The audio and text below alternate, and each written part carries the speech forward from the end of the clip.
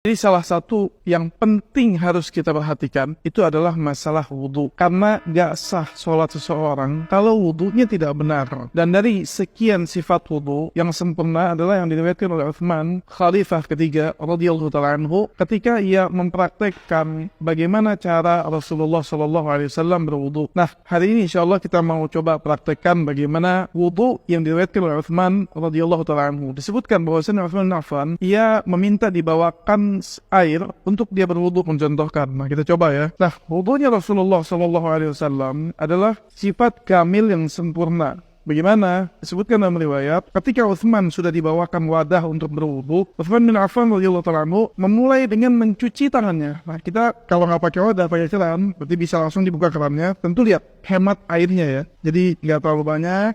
Nah, cuci 3 kali. Bismillah, cuci 3 kali. Nah, cuci seperti ini.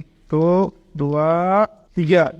Ini pertama. Kemudian yang selanjutnya adalah diambil airnya dan dipakai untuk istinsyaq, dimasukkan dan madmadah, kumur-kumur secara bersamaan, dan dibuang juga yang dari mulut. Dibuang istinsyaq dari hidung dan dibuang dari mulut. Contohnya kayak begini, lihat. Diambil airnya, dimatikan, ambil airnya secukupnya. Nah, lihat. Jadi masukkan ke hidung dulu, kemudian ke mulut, dibuang yang dari hidung, dibuang dari mulut. Kita contohkan yang kedua ya.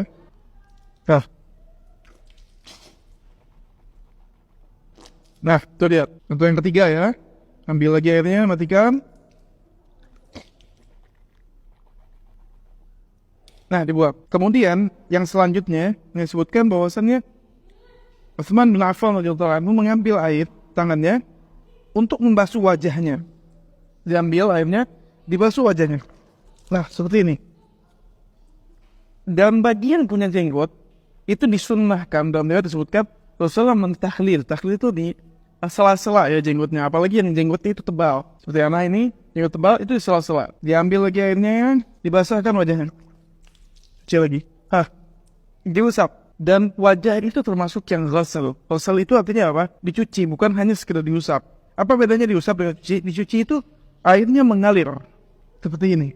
Dan batas wajah itu dari perbatasan kuping sebelah kanan sampai kuping sebelah kiri. Kemudian yang ada di dalam dagunya sini sampai batas rambut normal yang tumbuh. Jadi seperti ini di batas heningnya. Kemudian yang ketiga, kita lihat ketiga ya.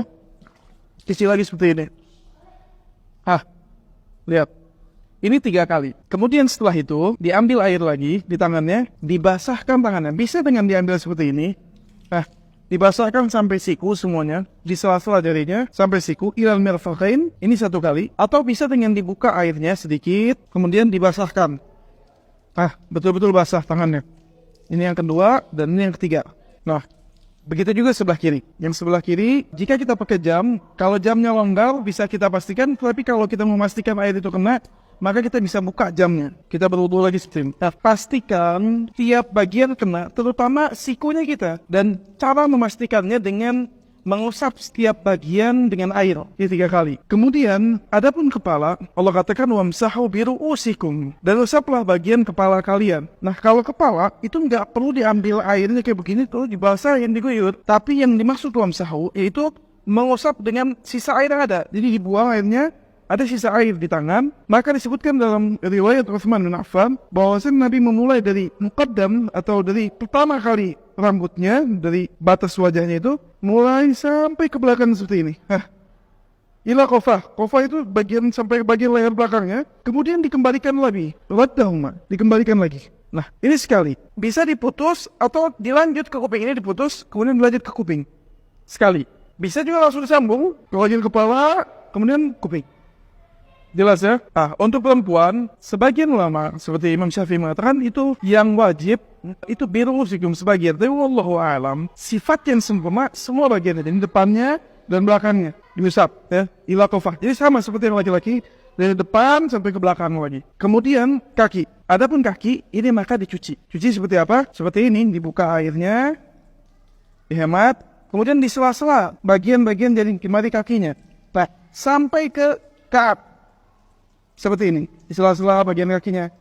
Dan disebutkan dalam hadis, begitu juga yang kiri ya.